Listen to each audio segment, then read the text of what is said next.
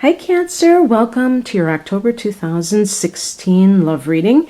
As you can see, I've already put out the cards because I had to start over. And it's a lot easier just to do a complete file in terms of processing. But anyway, getting back to where I was talking about the overall energy. And I mentioned the Death card. And I had to catch myself because I was talking about October being a time when there's a lot of symbolism associated with death. You know, we think of Halloween, we think of Day of the Dead specifically, but I was also thinking of the symbolism of fall, and I had to remind myself that in the Southern Hemisphere there's actually a rebirth in the spring. But for me, growing up where I have grown up, this month symbolizes death, just in nature. And so when I think about what this could possibly mean for you, I am thinking of the time when I'm recording this, which is right before the lunar eclipse in the sign of Pisces. Pisces happens to be your 5th house of romance. So it is possible that you may have been with somebody and the romance ended. With an eclipse, there's something that's being kind of taken out of your life. And, you know, this reminds me of the Death card in Eclipse because it's kind of got its own momentum. There's really no way to kind of stop it. But sometimes people try nonetheless to stand in the way of change. And that's when they end up suffering quite a bit because they don't see the inevitability of something ending.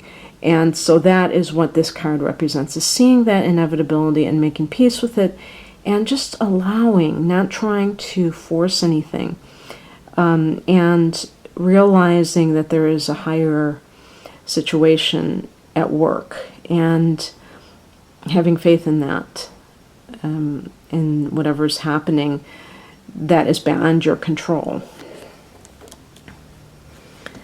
In the recent past, I get the 7 of Wands, and this may explain what was ending or why it ended. And I think that there was just too much of you being defensive.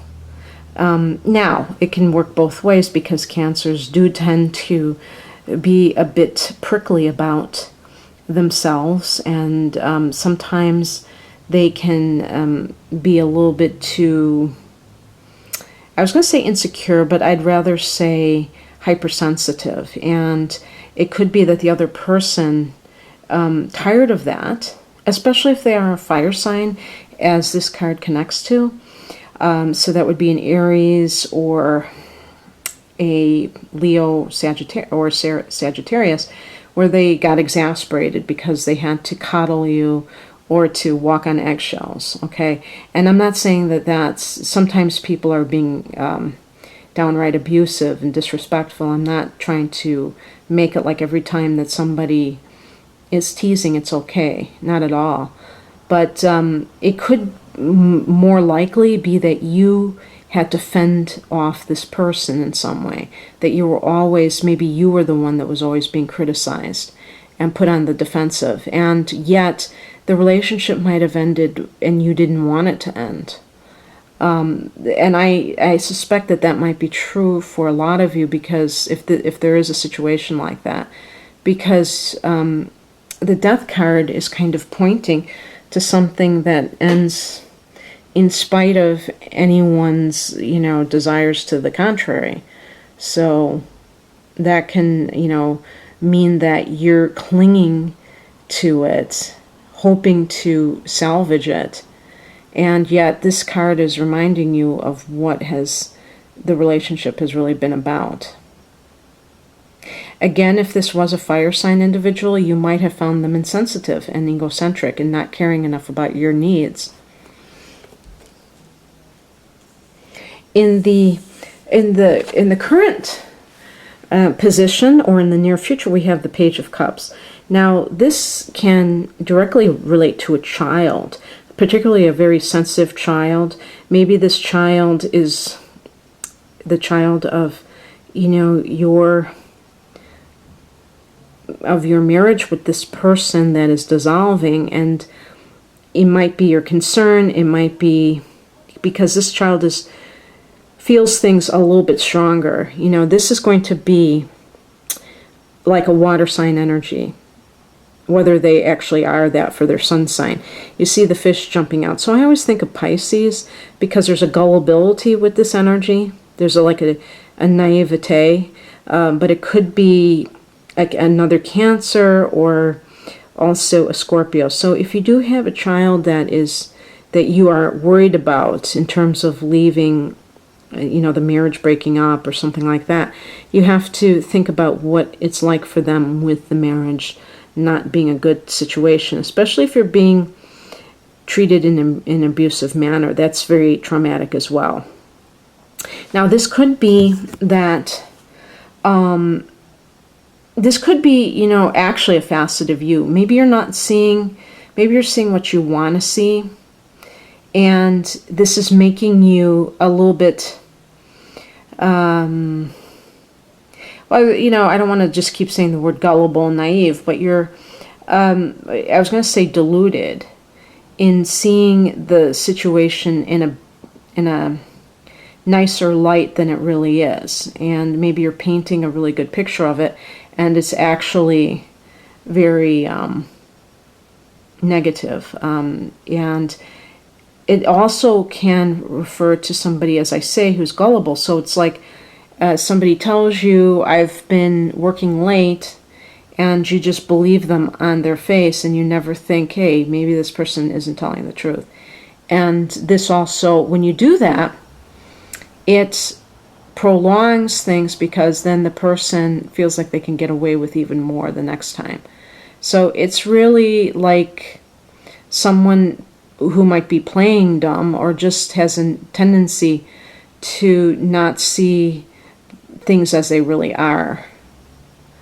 And that can create issues, obviously.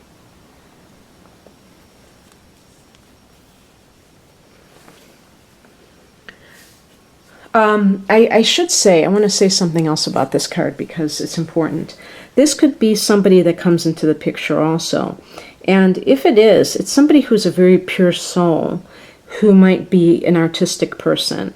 So maybe you were with somebody who was very, as I say, in the mode of passion. Somebody who was very kind of type A and ambitious. And this is like the exact opposite of that. This person might be somebody you already know.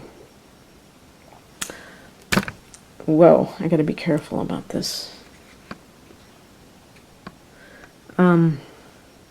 The card that, okay, let me just do the higher message, because this is important. The higher message is a 10 of Wands. In a love reading, I mean, this could be somebody who's overworked and they're at the point of burnout. And of course, this could just mean that you have had so much stress from this situation that you're ready to just like totally lose it, And this is kind of warning you about that. But it could also mean that you have been doing the heavy lifting in the relationship. You have been the one that has tried to make the relationship work. But maybe it's a one-way street. So I'm seeing a very heavy fire sign energy. So some of you are dealing with someone who is a fire sign, probably. I mentioned, I think, to Capricorn, which is your opposite sign, about the connection with Aries, because they seem to get involved with Aries too. That is a cardinal sign like your sign, and it forms a square. And I feel that when Cancers get involved with Aries people, the Cancerian, and most of the people watching this are women, so that's probably why it comes across as the energy of the woman, or the likelihood is going to be the woman being the Aries, being the Cancer person. But the dynamic can sometimes be that the man is like, the male Aries is like an overgrown boy, and they are very playful and spontaneous, but also very, the other side of spontaneity is being too impulsive and maybe overspending and being very difficult, being very rebellious and headstrong, because Aries do not like to be, take orders. And so when an Aries person finds themselves, and I'm going to say a man because I'm talking about a man in the situation, when an Aries man finds himself in a subordinate position where they have to take orders, a lot of times, there might be issues with that eventually because they just kind of resent that. So that could be problematic. And then the Cancer woman becomes almost like the mother. And she's the sensible one. She's the stable one, the one that, keeps her job and, is consistent in working at one place. And he may get bored right away and move to another place and, have a hard time fitting in for a long time. And that can, cause tension in the relationship as well. And that when I talk about heavy lifting, that can create that scenario of heavy lifting because the woman has to be the one to kind of save the day, the one that has the job that, she stays at while he quote unquote finds himself or, consistently, well, it would be finding yourself, but goes from one place to the other because of attitude problems. And, I think, that Aries people should work for themselves in most cases. So I don't disagree with that. But you have to, have the vision for yourself if you're going to do that. You can't just want to work for yourself and not know what you want to do. So in the meantime, you have to learn how to cooperate in life and not just be having things your own way. And so there's an immaturity sometimes, an emotional immaturity with Aries because of the impatience factor. And also, a little bit, or I'm kind of like saying that tongue-in-cheek, of arrogance. And if there's anybody who's a Cancer with Aries rising or something, please don't think that I'm putting down the sign of Aries. I really think that it's an energized and can be very, very positive influence and energy. It's just that sometimes when Cancer gets together with Aries, there's such a clash because of the Cancer person being very cautious and the Aries person being very, devil may care. And that alone can set up a situation where they don't understand each other, and it causes tension and distance between one another. Now, the card that crosses you is the Six of Swords. So some of you may know that it's time to leave, but you just can't do it. And this is a card specifically of choosing peace. I choose peace. I choose to go away from that which is disturbing me. And that is really, very interesting because this death card is about change happening regardless. And for some people, they have to wait for an outer event to happen before that situation will close out. They refuse to cave.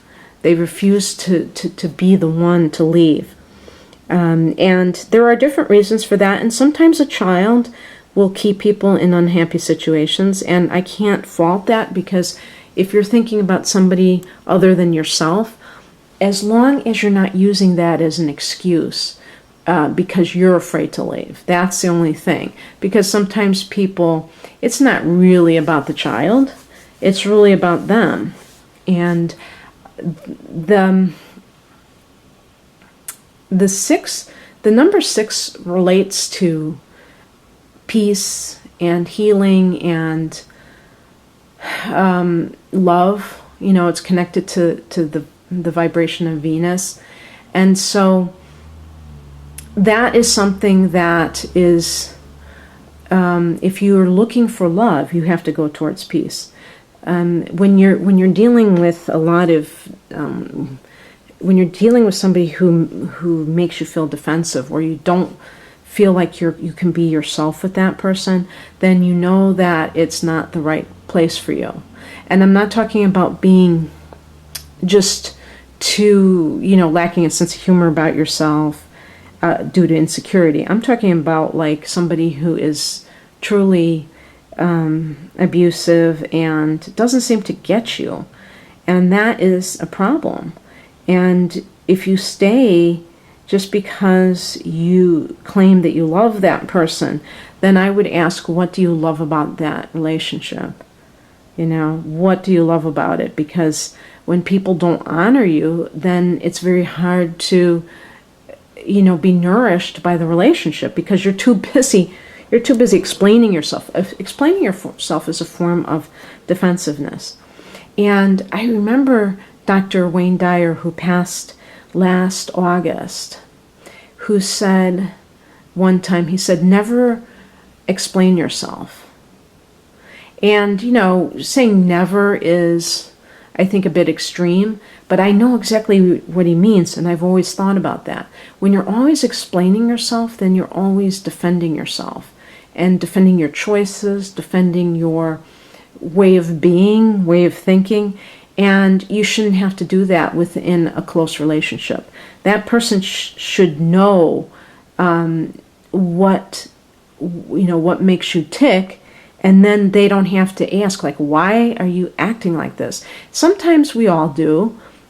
Sometimes we notice that people are being a little bit different than they normally are. And it's perfectly normal to ask and perfectly normal to respond. But if it's something continuous, then yeah, I think there's a problem there. Just my opinion, but for what it's worth. And then the energy that you should start adopting is related to the Page of Swords. So this can be just being vigilant and, seeing what is happening around you. As I say, it's right under this card, which is about being kind of oblivious, I think, in a lot of ways. Living in your own world, dream world. And this guy really is like looking at what is happening. Pages can relate to messages.